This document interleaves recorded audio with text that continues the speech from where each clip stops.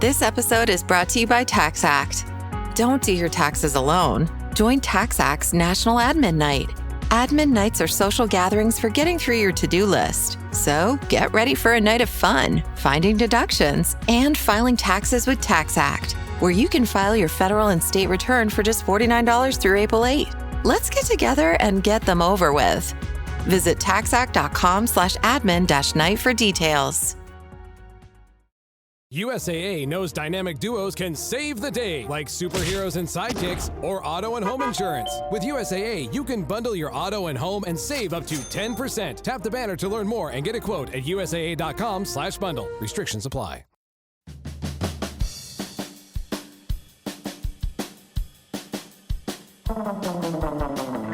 Welcome to The Secret Life of Cookies, where we try to solve the world's problems through the miracle of carbohydrates, one recipe at a time, with host Marissa Rothkopf and her dog, Bosco.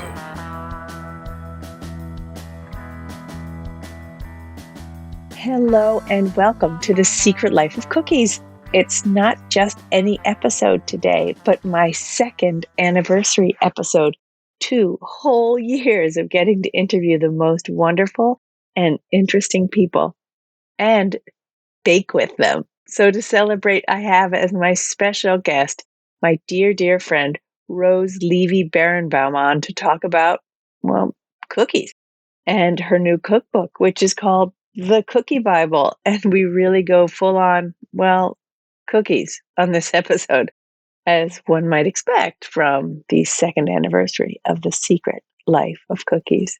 And before we get on with the show and you finally learn the difference between baking soda and baking powder and why your cookies turned out flat, again, I wouldn't be here today with all of you, my lovely and amazing and truly supportive listeners. Thank you so much. I appreciate you all more than I can convey properly in words. Here's to a third grand year and many more interesting episodes and delicious cookies ahead. Thank you. Hello and welcome to The Secret Life of Cookies. This is Marissa Rothkopf meeting with one of her favorite people on the planet. And I couldn't think of a better guest for what I'm thinking is really my second anniversary episode of The Secret Life of Cookies. Who better than Rose Levy Beranbaum, the queen, the diva of all cookiedom and all bakingdom. And it's such a pleasure to have you here. It's great to see you, Marissa. To be completely clear and upfront with everybody, I've known Rose for a little bit now. There was a time when I didn't know you and I just worshipped your books. And then I got to meet you and know you and actually hug you in person. And that really was one of the most fantastic things ever. And here we are today. You have published, for those, I don't know, the 5 people on the planet who don't know who you are, you're the author of 13 cookbooks, and we're looking at your newest baby right now, the Cookie Bible. You have won every manner of IACP Culinary Award, every James Beard Award possible, just all the awards because your books are so brilliant and to the point and helpful and make everybody who doesn't think they're a good baker into a good baker. Well, my goal in writing these books were two things. The main one was to share these things and have other people succeed at what I love. But the other thing is that I wanted to do it for myself, because who can remember all these recipes? I can't even remember anymore what recipes in which book. So I really devoted myself to the meticulous details of all the things, and the feedback that I've gotten is that, oh my God, nothing ever fails. It always works. That's so dear to my heart. I'm sick with COVID right now. I don't feel bad, but I can't taste anything. So this is the first podcast I'm not doing from my kitchen so that I don't spread my cooties all around my family. And it also means that there are all these wonderful cookies that I'm reading about that I wish I were making, mostly that I wish I were eating. Aside from yours, which is the one that you're dying to taste first? That's a really good question. I don't usually get asked questions, but I think the 3 that I really want to make are these very chocolatey chocolate cookies, which are basically like a drop brownie that are studded with like dark chocolate. I really want to eat, obviously, vanilla Kipfel, which I have to make every Christmas. And I really want to make a Linzer tart and eat that. Good choice. Good Austrian choice. Good Austrian choices. And what about you? What are 3 that you have to have at Christmas? Or as we like to call it, the holidays. I don't have to have anything particular any time of year. It's the ones that call to me the most.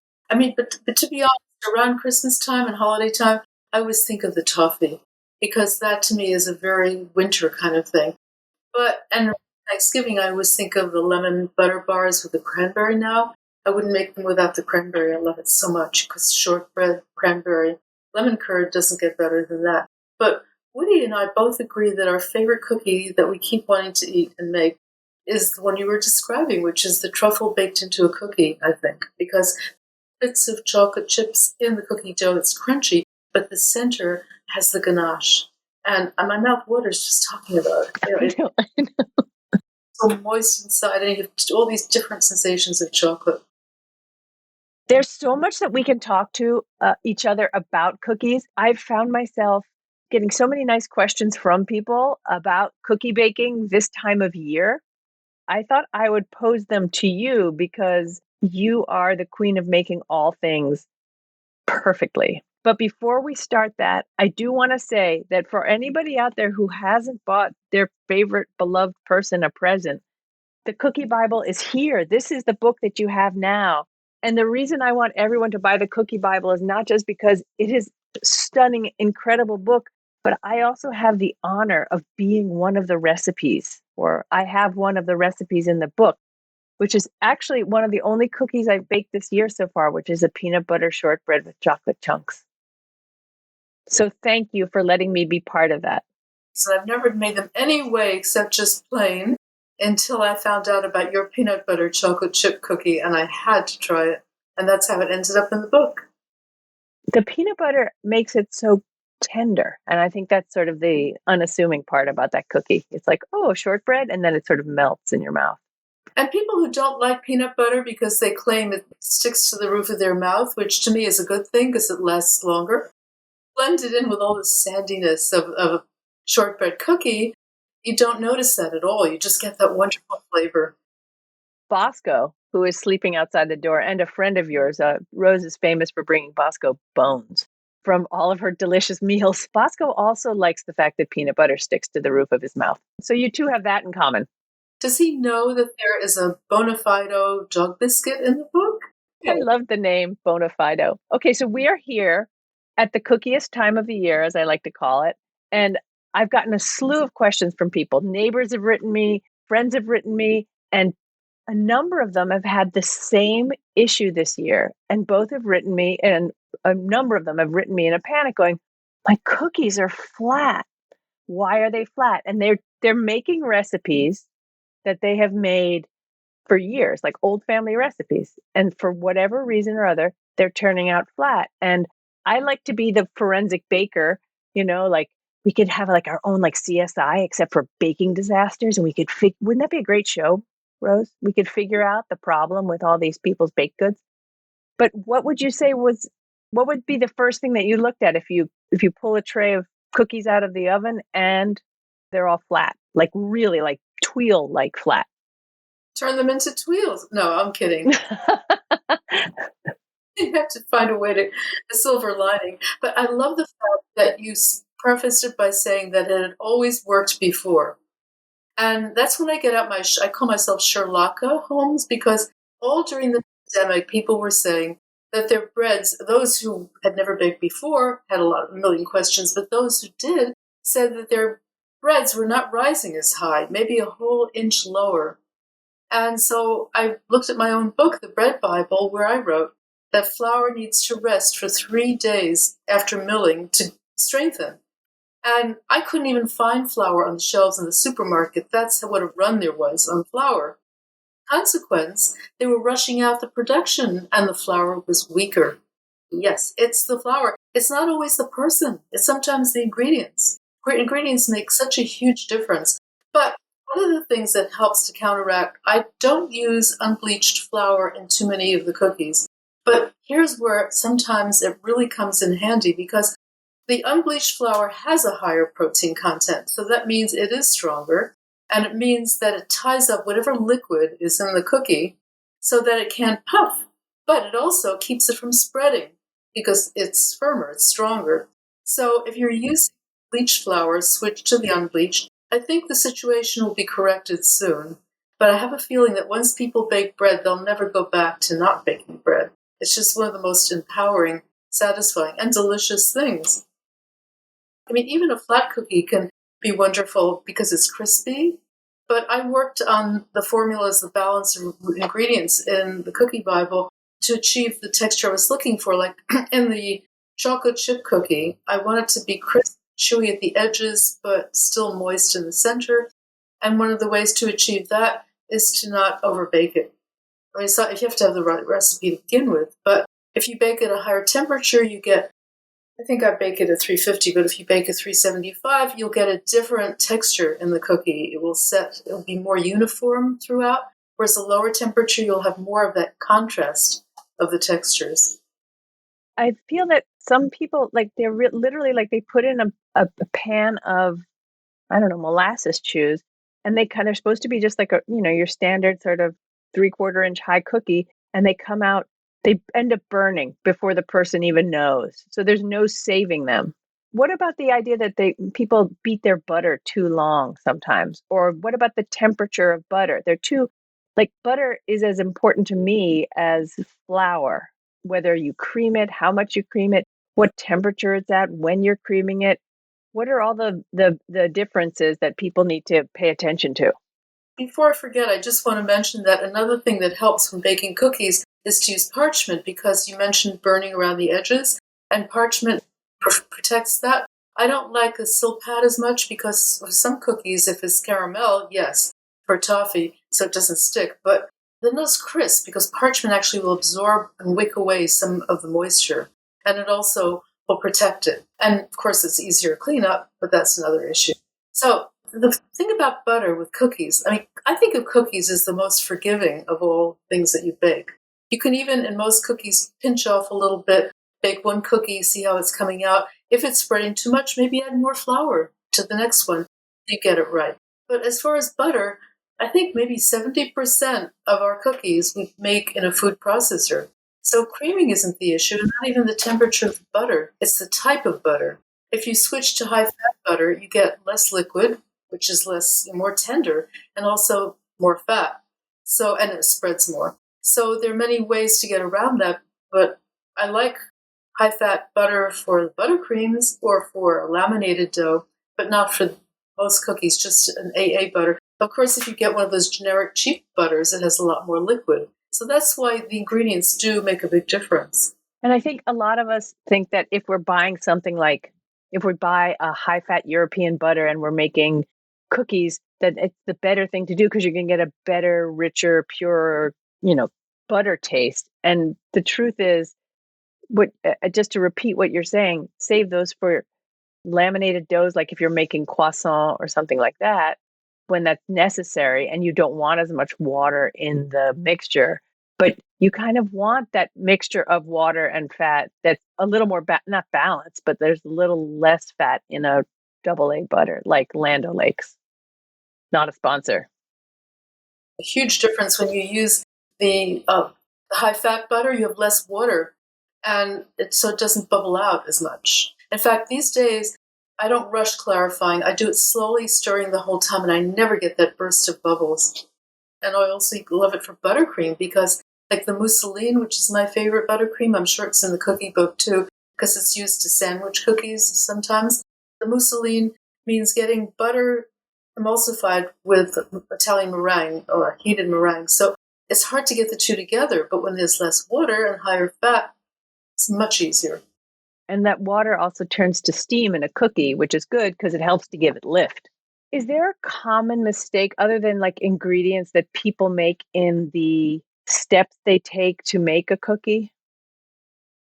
Measuring. I mean, of course, what a proponent I am of weighing. Ever since we first met, do you have a scale in this kitchen? It's so much more reliable, precise, and easier cleanup. You use far less things.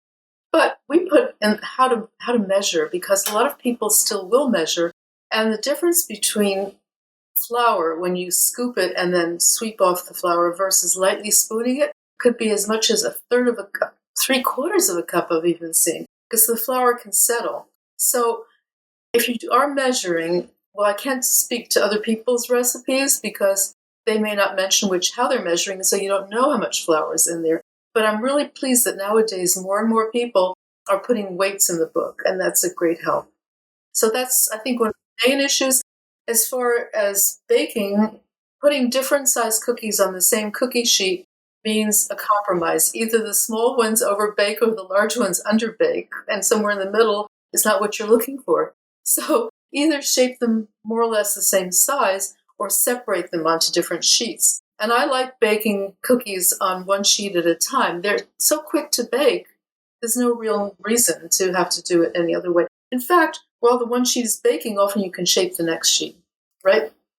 Most cookies have little egg or maybe no egg. Some of my cookies have a half an egg, which had people tearing out their hair because they thought, how do you get a half an egg? Well, you break it, you whisk it, and you measure it or you weigh it. If you are counting on egg yolk, especially when you're making lemon curd, I remember the first time it started happening when my lemon curd was not thickening. And it was because the yolks had shrunk. And I finally got to the bottom of it, that the laying hens in industry are younger. So they're making smaller yolks for the same size egg. And smaller yolks mean larger whites, which also throws out when you're making a meringue. So I now add an extra yolk in the cake Bible that exists already, because that way people will be, or sometimes we say 6 to 9 yolks, remember in the ice cream book. And somebody responded with, well, can't you decide which it should be? I wish the chicken would. Weigh or measure them, and then you'll know how much you need. But expect it will be more. Sometimes we have egg yolk at 20 grams for a normal egg. Even the jumbo eggs are missized. This episode is brought to you by Fandango. People say fans are too distracted these days. But the truth is, when a great movie hits the screen, you show up. You stay glued, invested, part of the story. And without fans like you, there'd be no cinema magic, no shared moments. So head to Fandango.com to get tickets, stream, or rent or buy top movies and series. Fandango loves fans. Think Verizon is expensive? Think again. Anyone can bring their AT&T or T-Mobile bill to a Verizon store today and we'll give you a better deal. So bring us your bill. Walk in, run in, pogo stick in, teleport if you can. Ride on the back of a rollerblading yak or fly in on the wings of a majestic falcon. Any way you can, bring your AT&T or T-Mobile bill to a Verizon store today and we'll give you a better deal on the best network. Based on Root Metrics Best Overall Mobile Network Performance, U.S. Second Half 2025. All rights reserved. Must provide very recent postpaid consumer mobile bill in the name of the person redeeming the deal. Additional terms, conditions, and restrictions apply. Yeah, I always call for a measure for large eggs when I write a recipe because I want there to be consistency with the size of the egg, the volume of the egg that I use, even though it's a little more vague. I know that Ina Garten always calls for extra large eggs, and I wonder if she ended up doing that because of the yolk size. The reason she does that is because she also knows that you're not going to probably get the right amount. But if you're using a whole egg, it's going to be too much white. So it could be a problem. That's what's going to affect the outcome. And with a cookie, it means a lot less than it does with a cake or pie. And when you say you're very precise too, if people go, oh yes, her recipes are very precise, they say about Levy Beranbaum. And I say, I know, because the first time I watched you bake in person at my house, you broke open an egg and you didn't just crack it and, let the contents fall out into the bowl. You scraped the inside of the eggshell to make sure that the entire egg went into the batter. I once saw somebody else do that many years ago. Jack Lirio was a wonderful food personality and cookbook writer. You may have one of his books. We all learn from each other, and so it's not everything is my idea too. I want to go back to the baking off. You're like, you say, I'm just going to put one sheet in. That makes it simpler for people. But sometimes at this time of year, we're sort of harried and we've got, I have 3 racks in my oven. Why don't I use them all? And so I try. But I think one of the most difficult things to convey to people when you're writing a recipe is you can't just you have to not only switch around the cookie sheets, but up and down, but also back to front. I call it whirling dervish baking. When you have more things in the oven, it means it will take longer to bake because it takes longer to absorb the heat. I found that out when I was testing cake recipes, and I just did one layer instead of two, and the timing I was giving was for one when I was baking two. So you really have to pay attention to so many little details for such a simple thing as baking. I never want to overcomplicate something, though, right? You want it to be user-friendly, but you know what? It's very disappointing and not a bit user-friendly when people fail. And it took that to get people to realize the value of all the information that I put in the books. But in the Cake Bible, one editor actually said, you throw the reader into a frenzy of contingencies. You go over their head telling them more than they need to know. And I cried, and then I thought, okay, I mean, she rejected the manuscript, right? For her. Anyway, look what happened with the book. Now in its 60th printing. But the point is that her comment really helped me, because I thought, if I'm upset, I should change it. If I'm not upset, I shouldn't. Or maybe a combination of both. So what I did is I kept the information, but I put it aside from the recipe so that there were sidebars. So the first time that you look, you may use it, and then you don't have to see it again. And this was all because Joy of Cooking said, if you need to know more about egg yolks, go to such and such a page. And I thought, I don't need to know more about egg yolks. Knowing nothing, you don't know what you need to know, right? So I made that angel pie, and it turned out to be some putrid color that no angel ever aspired to, because it reacted with the aluminum pans.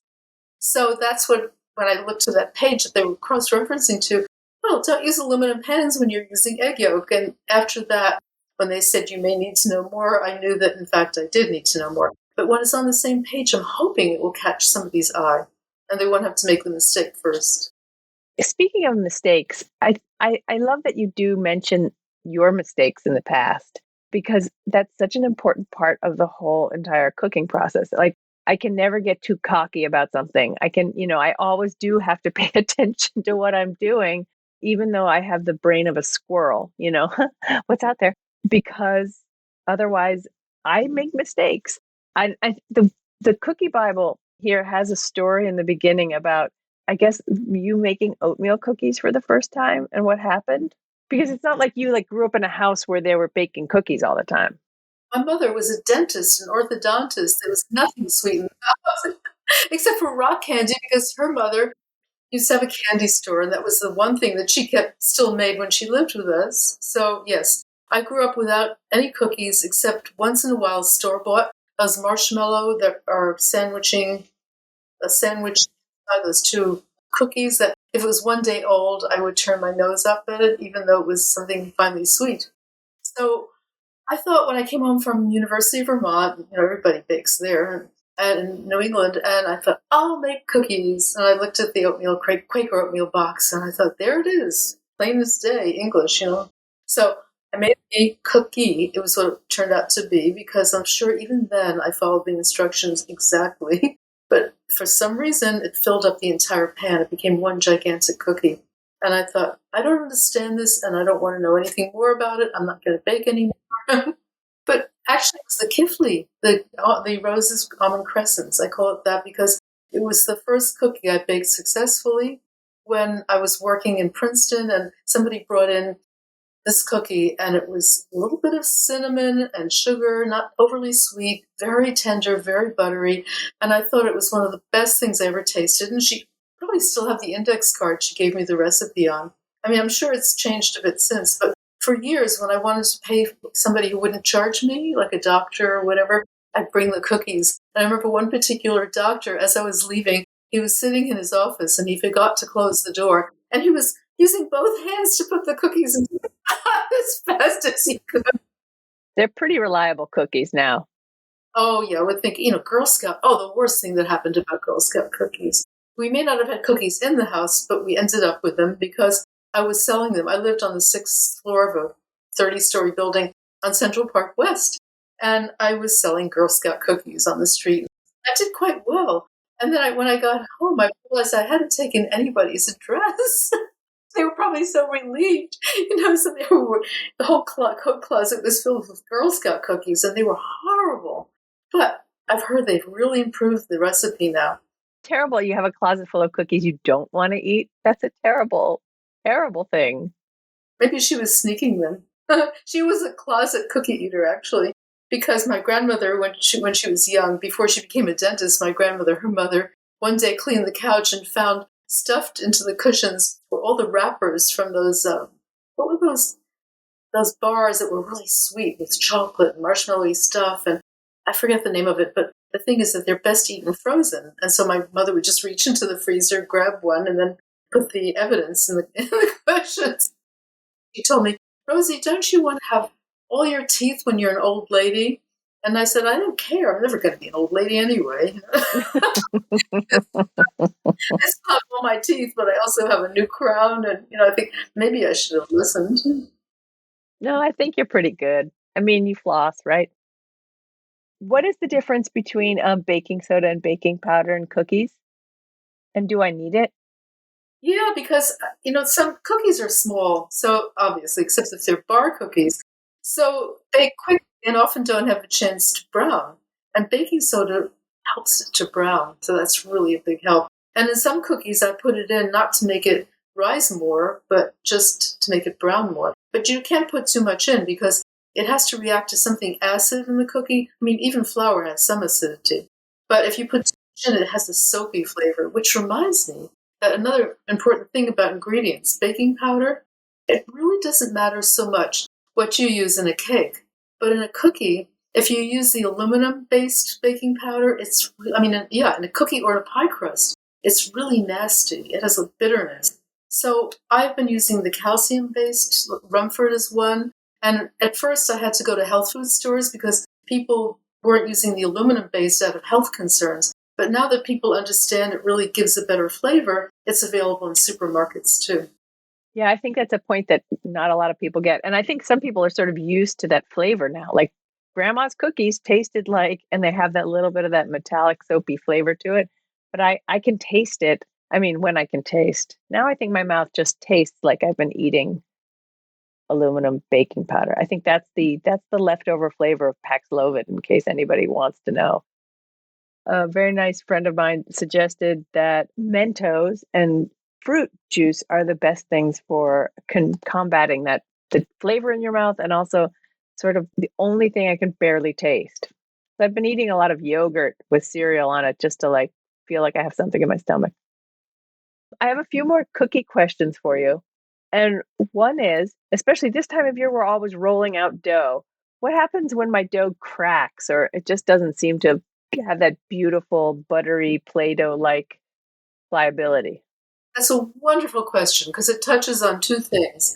One is that when I said that I had a way of making no cracks in the cookies for decorating, the host who was interviewing me said, but I want cracks. I love those ginger snaps with cracks. And I said, yeah, you want them there, but if you're trying to decorate a cookie, you want a smooth cookie. And that's when you use super fine sugar. But you can make it easily in a food processor. It's true that it may make your food processor bowl a bit cloudy, that it won't be like it's brand new, but it's meant to be used, right? So this is a great way. You just process it for a few minutes. It doesn't turn to powdered sugar, but you get the super fine. I think it's identical. So the other thing you said that your cookies were, oh yes, about cracking, that this happened to me with holiday cookies where I wanted to decorate them, that even though I didn't want to alter the recipe because it was a perfect texture, and also if I were to make it softer, it would be more sticky. It would stick to the surface. So what I did, I used to work for Reynolds Metals Company for foil, aluminum foil and plastic wrap. I always think of one or the other when I have a problem. In this case, plastic wrap. When you put a sheet of it over the top of the cookie and roll on top, it comes together unless it's a really crumbly. I mean, if it's that crumbly, then there's something wrong. You have to knead it more. And the thing is that there's enough sugar. Like my average cookie, I think, has 6 tablespoons, I think in terms of volume here, to 1 cup of flour. There's enough sugar that you can knead it and re-knead it, and it won't be like a pie crust that will turn to cardboard. That's what I mean by forgiving. So thank you for bringing that up. Yeah, I think the plastic wrap tip is a really good one because we tend to sort of keep throwing flour on and smushing it together. And if we just put plastic wrap on, we can be a little kinder and gentler to the dough. And also, in Wonder Flour, it's like little ball-bearing particles because it's been pre-cooked partially. So it behaves differently it doesn't absorb into the dough as much.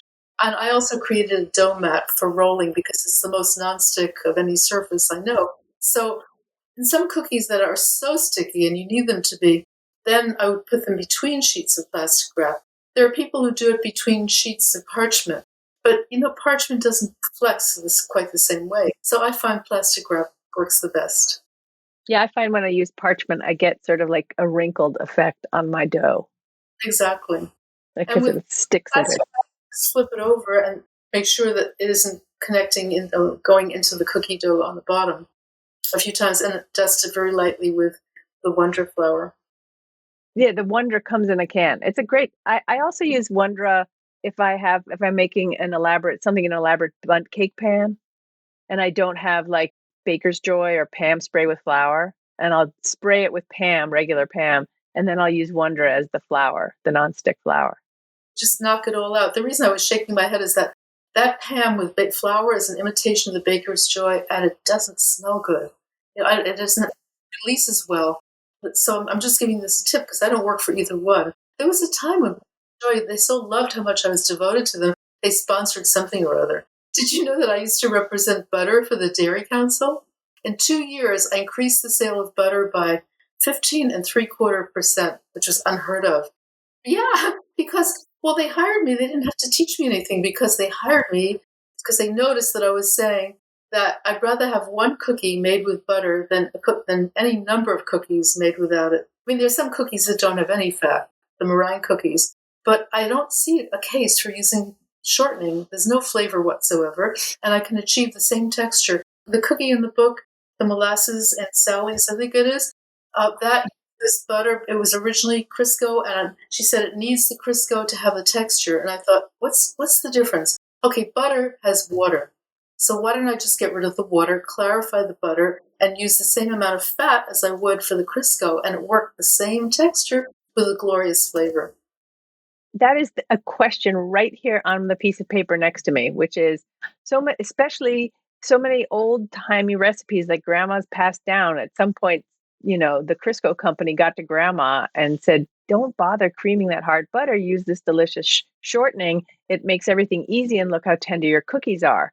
And so many family recipes have shortening in them. And so the best way to alter them, you're saying, is clarifying the same amount of butter should create a similar texture to grandma's with the shortening?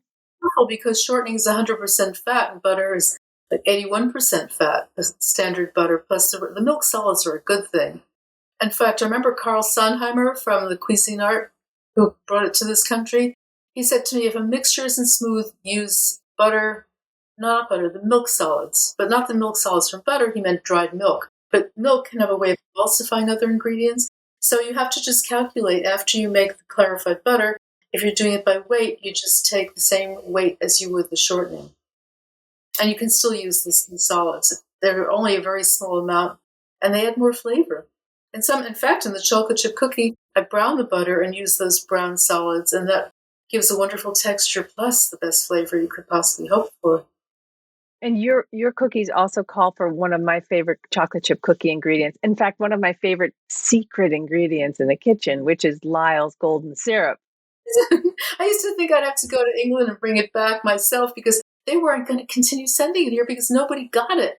And finally I said, okay, I'm going to give you free of charge my best pecan pie recipe, pronounced like a Southerner, by the way. I like pecan, not pecan.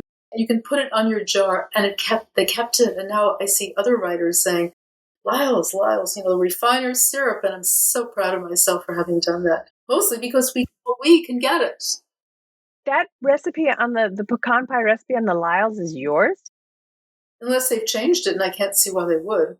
I mean, I haven't had to buy some for a long time because I had bought so much of it, just to be sure it would still be here.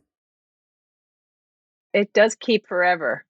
What's called golden syrup. But the main thing is that it tastes like butterscotch. It doesn't just taste like sugar the way corn syrup does. It has that beautiful flavor. I love it. In the same way that I like maple syrup, I like Lyle's golden syrup because it adds just a whole dimension that you just don't get otherwise. Maple syrup isn't what it was. I mean, when I went to college in Vermont many years ago, you could taste the maple.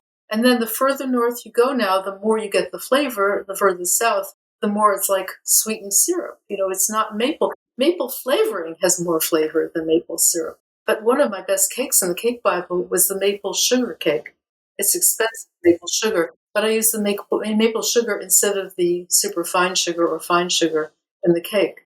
And walnuts, of course, go really well with it. In fact, I've turned my pecan pie into a maple walnut pie as well.